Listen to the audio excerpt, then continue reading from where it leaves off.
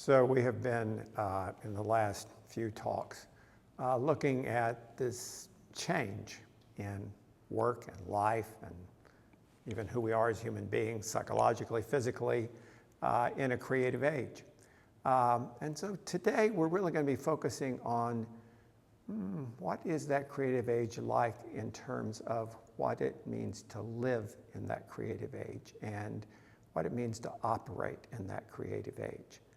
We're looking at characteristics of creative people that really make them comfortable in this era.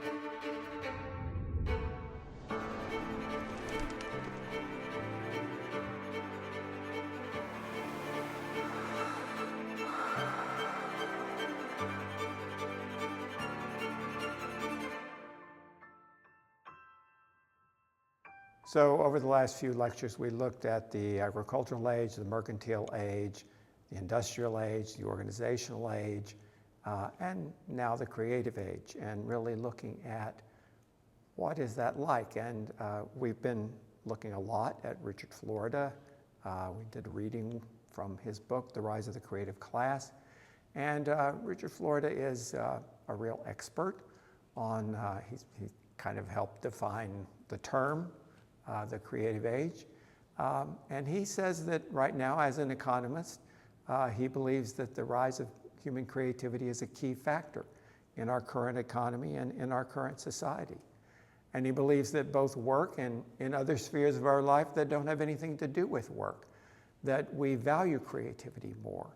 And it's a higher commodity than ever before in the history of mankind. And we cultivate it more intensely than we have before. So that makes it something worth focusing on and seeing how we fit into that.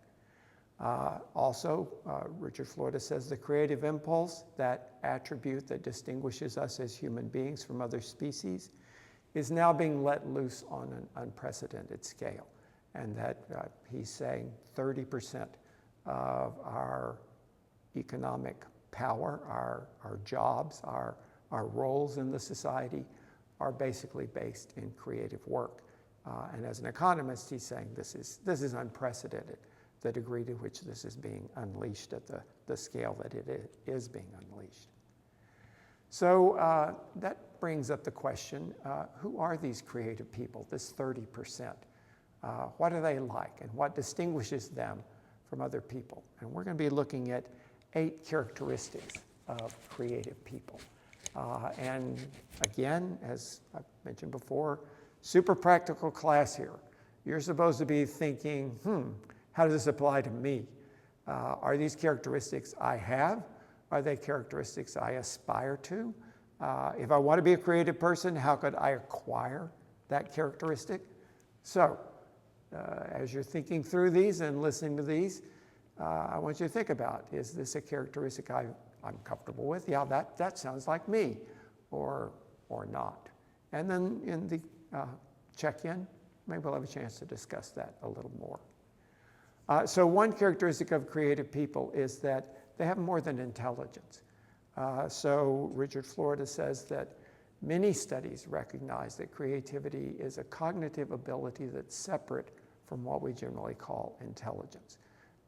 That it's independent from the complex of abilities that are grouped under the word intelligence. Intelligence, which is normally the ability to deal with or process large amounts of data, favors the creative potential, but it's not synonymous with creativity. So if you're good at standardized tests, if your IQ is high, if you can absorb material and regurgitate it very capably, these are signs of intelligence. A good memory, a good ability to understand, to analyze, these are all signs of intelligence, and they're super important, and they're very useful in creativity. But creativity is more than intelligence. It's a set of characteristics apart from that. But intelligence is certainly helpful. Okay, a second characteristic of creative people is the ability to synthesize. And again, synthesis is combining things that maybe don't normally go together, but merging two things together and getting a result that's something fresh and new and different. This is a part of the creative act. And creativity intrinsically involves the ability to synthesize. Florida points out that Einstein captured it nicely when he called his work combinatory play. We've talked about before. Here's this guy who, he's good at music, he's quite an accomplished violinist, he's very interested in philosophy, reads it all the time, has a little study group that does that. He's a physicist, he's a mathematician, he's got all of these different things he's interested in. And what he thought he did well was what he called combinatory play. How do I pull those things together and get a hybrid that wasn't there before? And that's the ability to synthesize things together. It's a matter of sifting through data, perceptions and materials, and coming up with combinations that are new and fresh and useful. That's what synthesis is. And that's a characteristic very much of creative people. So the ability to synthesize is the second thing. The third thing is self-assurance and the ability to take risks. And again, Richard Florida says that a person needs to have a lot of self-respect. They need to be able to pursue these novel ideas and to sometimes make mistakes and be able to take criticism from others and be able to fess up to mistakes. Take a risk, sometimes fail, and be comfortable with it. That means you've got to have a certain amount of just self-respect. There can certainly be self-doubt, but it can't win the day. You can't beat yourself up too much. You can't feel like I'm a failure when you just have one idea that fails. You've got to have a larger self-respect than that. And Florida says that breaking generally accepted rules or even stretching them is going to be controversial. And it takes a certain amount of chutzpah to do that. And continuing to do that in the face of skepticism or criticism or even scorn, that takes a lot of self-respect, a lot of self-assurance. And these things are important to a creative person. So these creative people have more than intelligence, although they do have intelligence. They also are able to synthesize. This third thing is they're self-assured and they're confident enough to take risks. The fourth thing is that generally these creative people are kind of subversive. They're undermining things. Florida says creative work is downright subversive, and all creativity is an act of rebellion. If you're accepting the status quo, if you think everything's cool like it is, then you have no motivation to innovate or to invent or to find a new way of doing something. You've got to be a little subversive. The fifth characteristic of creative people is that they have ordinary abilities. So this notion of ordinary abilities is really, it's one of my favorite observations that Richard Florida makes. I love this notion of ordinary abilities. This is just like the ability to really see things, not just I glanced over it, but I didn't absorb it, but really see it. It's the ability to really hear someone when they're talking, that you listen extremely well and you comprehend and you understand what someone is saying. It's the being observant, just being aware of what's going on around you. These are ordinary abilities. So one of the other classes I teach, Architecture and Society, it's a course about people learning about architecture. But honestly, one of the reasons why the university requires a class like that, a VAPA class, is to increase your ability to see things. So if you take an art history class and you look at that painting and you really start to see the color in that painting or see the proportions in that painting or see the composition in that painting, you're seeing it more deeply. Or in architecture, the same way. If you're not just walking by that building, but you're starting to observe detail in that building or texture or what materials are being used, you're much more observant. These are ordinary abilities. And medical schools sometimes, this is true of Stanford Medical School, They require, as a required course in the curriculum, an art history or an architectural history course, because it increases your ability to observe, and learning to distinguish nuances in the color in that painting can directly transfer in your ability to look at that liver during surgery and say it's just a little too green. It should be pinker than that, and to distinguish those nuances in color. This is ordinary abilities, and I think this is so important in creative problem solving. Being that person who walks in a room and can just suss out who's depressed in this room, who's alert in this room. How do I get that person to pay a little more attention by making eye contact with them a little more frequently than with other people? How do I find that receptive face that I can just plug back into and get energy from them every time I look at them? These are ordinary abilities.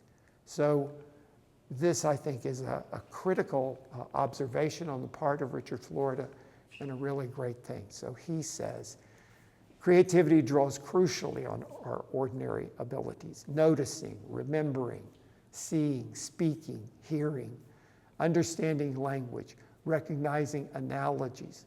All of these things are so important. And they're talents that we think of as just everyman talents. Everybody is enhanced by having these ordinary abilities. Super important in creative problem solving.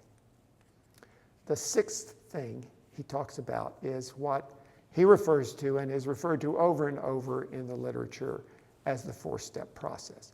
Creative people normally utilize the four-step process.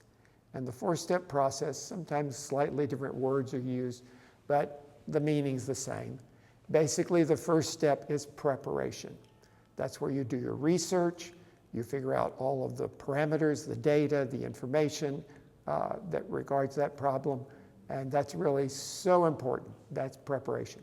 And honestly, that does require linear thinking, it requires analysis, it requires maybe using more of your left side of your brain. It requires intelligence. This preparation phase is very, very important, and that's the foundation for creativity. The second thing is incubation. And this is actually giving yourself time to mull things over. And often it's obliquely addressing the problem. So it's not that I'm thinking specifically about that problem, but I'm allowing it to just roll over in my brain. And that incubation time, again, it's important that you build this into your life, that there are moments for incubation. Sometimes you're taking a run, and that is the best time for incubation. You're kind of thinking about that problem, but you're just thinking in a very informal, ad hoc way about it. Or sometimes it's in the shower, or just at odd moments. But you need to give that space after you've done the preparation and you know what the problem is. You need to give that space for incubation. And then there's a third step, which is illumination. Some people call this the aha moment. But a point at which you say, okay, how can I pull that together and take it somewhere? And that moment of illumination, the third of the four steps. And then the fourth step is verification or revision. So I assess, how are we doing? Did that work? Did it not work? Maybe you get some outside assessment. And then if it's not working, you go back through that four-step process again. Do a little more research, allow it to incubate some more, come up with new ideas, and again, assess. Now, you're going to hear this four-step process from me over and over through the semester. And in your own project, you need to apply the four-step process. For people especially sort of beginning creative problem solving, you need to do this explicitly. I need to go through a period where I'm doing preparation. Then I need to give myself some incubation space. And then I need to try to pull it together into illumination, and then I need to evaluate. So it's very, very important in doing your project this semester.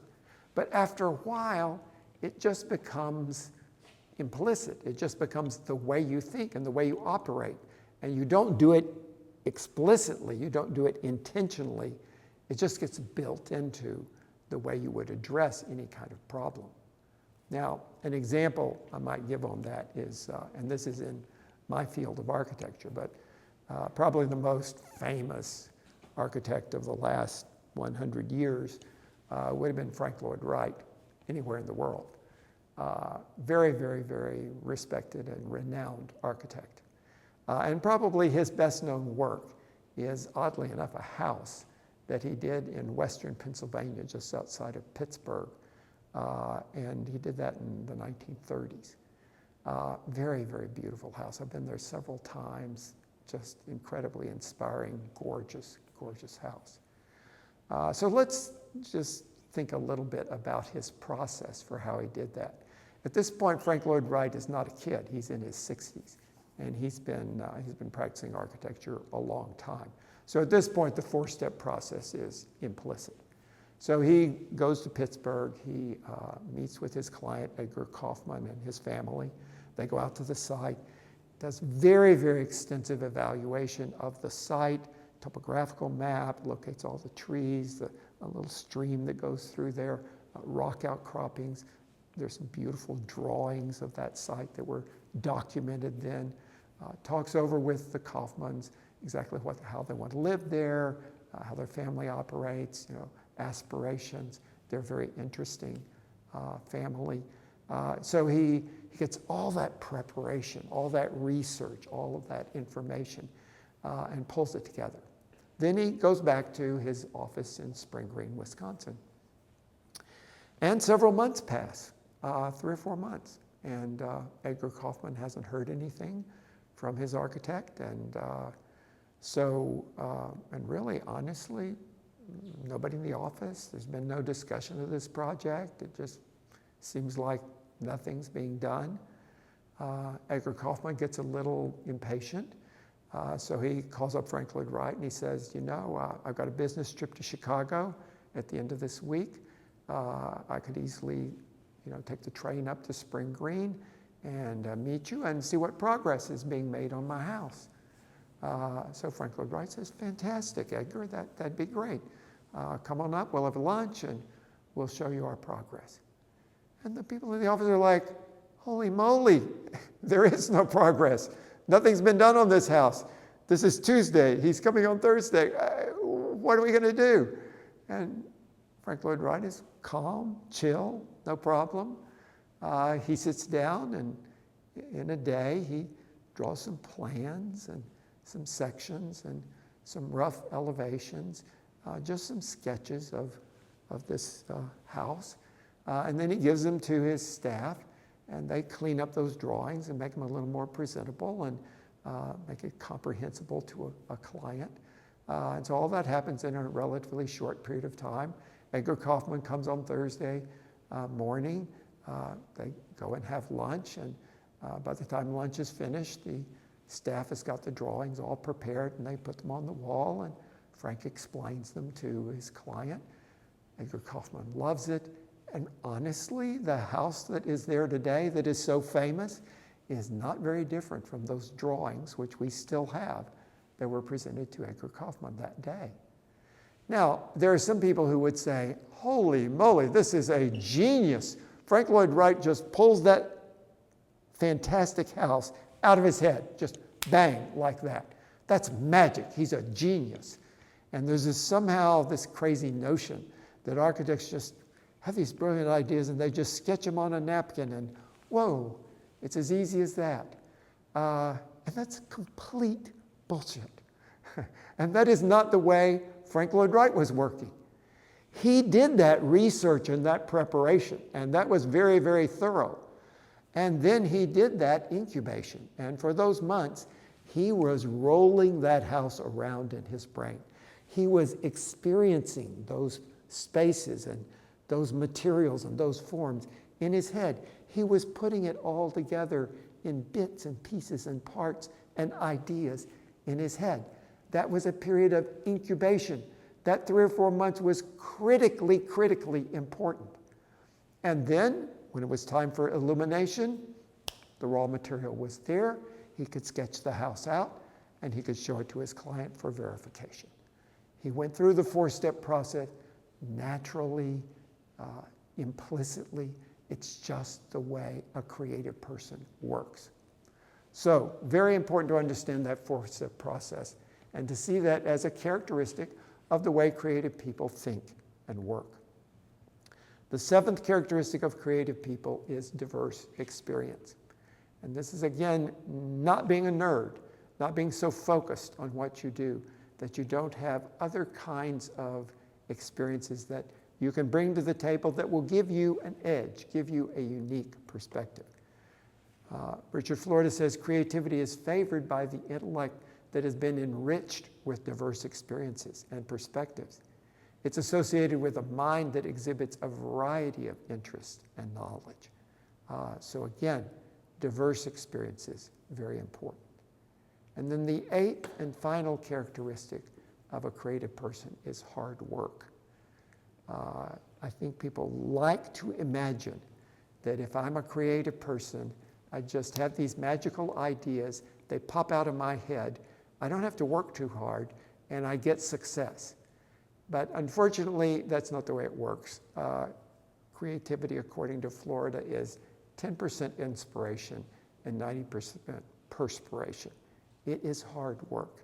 And just as Frank Lloyd Wright was working hard at that process, it maybe wasn't so visible, and it was intrinsic motivation that was stimulating that hard work, but it is hard work. So the question is, if there's this 30% of the population that are doing creative work, and these are the characteristics of them, is it possible that we can make more creative people in the world, and that people can become more creative themselves by looking at these elements, by enhancing their ordinary abilities, by having more diverse experiences, by exercising the 4-step process, by synthesizing in a more sophisticated way? Can we make ourselves better at this?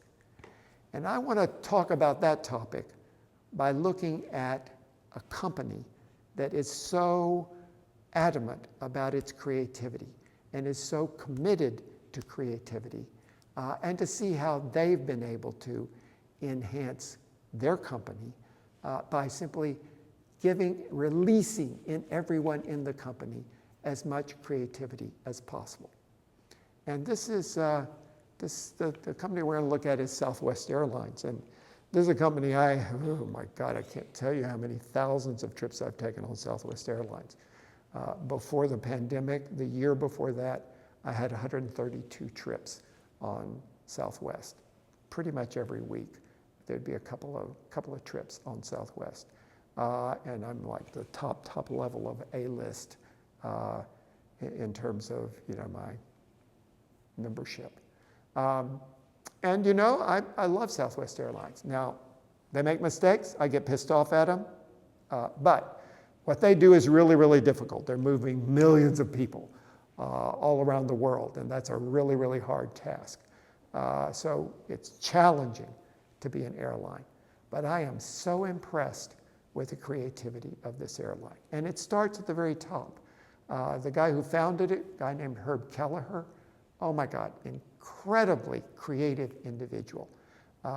Because in my office, we did the airport, the original Austin Bergstrom International Airport in 1999, and Herb Kelleher was president of Southwest, and Southwest was the largest airline that flew out of the airport. So we had a lot of contact, and the night when they opened the airport, I actually sat at the table next to Herb Kelleher, and that was an incredibly memorable evening, and what a gift to be able to have personal contact with this amazing creative person.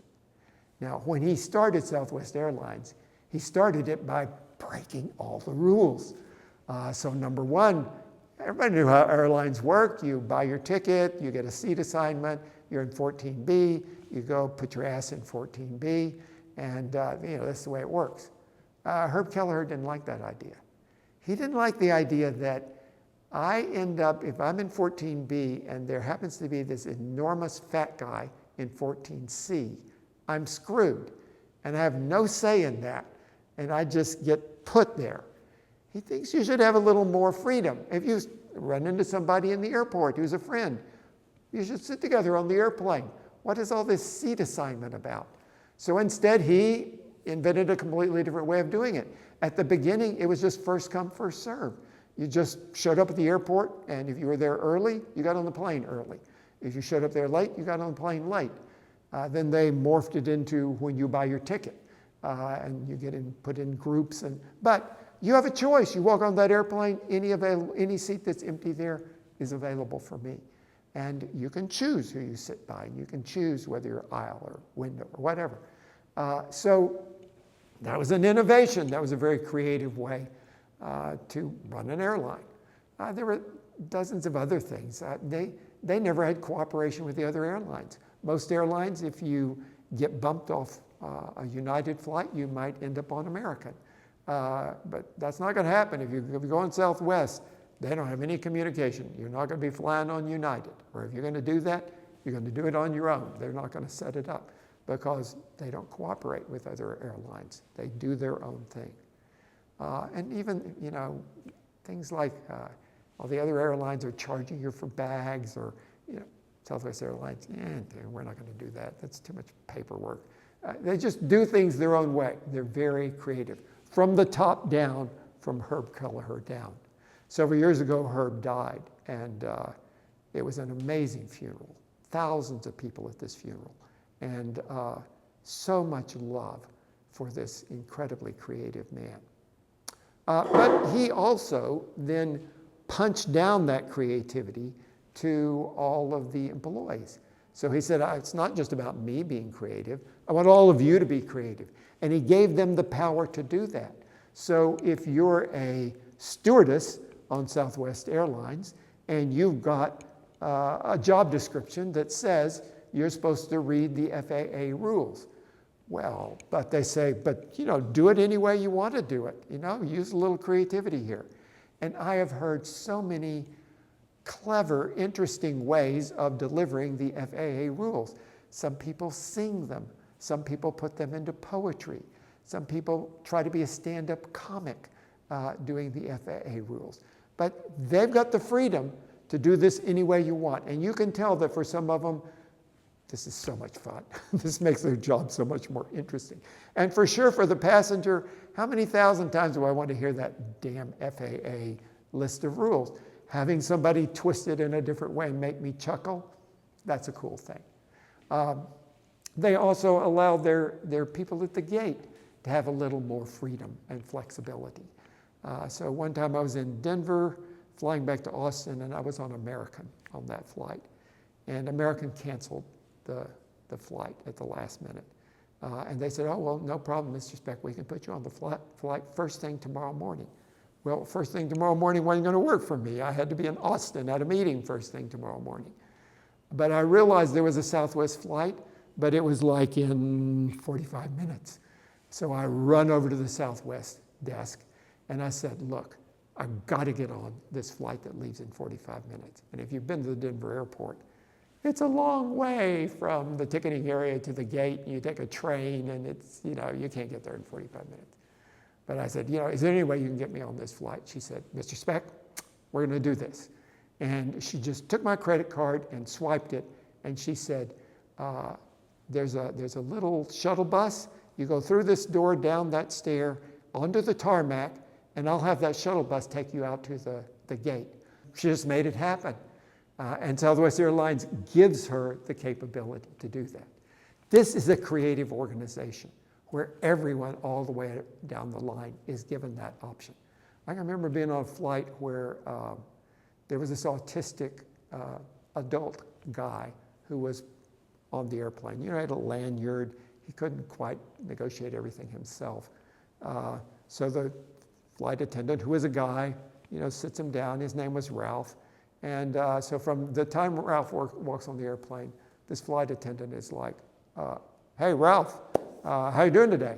Going to Denver, are we? And he's just constant dialogue with this guy who's not very verbal, and but he likes the attention. So all the way through the entire flight, it's like Ralph and I want you to listen to the FAA rules here. So Ralph's going to be paying attention. I'd like for the rest of you to do that too. When you take the drink orders, okay, I'm going to take the drink orders, but Ralph's going to be distributing the pretzels for everybody. Be sure and say thank you to Ralph when you get your pretzels. Just all the way through the flight, it was all about engaging Ralph. At the end of the flight, he says, okay, I'd like to thank Ralph for all the help he's given me all through the flight today. It's been really great. Can we have a round of applause for Ralph? And everybody, big round of applause. And it's, Ralph is feeling just great. And this is a guy who, his job is to be a flight attendant. But his work, his mission, is to make people on that flight have a better day, have a better life. And that's the power of creative problem solving when you put it in a whole company. It can, and of course it has made Southwest Airlines the most profitable airline in America over the last 2 decades, has led to tremendous success and tremendous loyalty of its customer base. So, can we use these characteristics of creative people to make people more creative and unleash, as Richard Florida says, an unprecedented amount of creativity in the society? Yep, I think we can.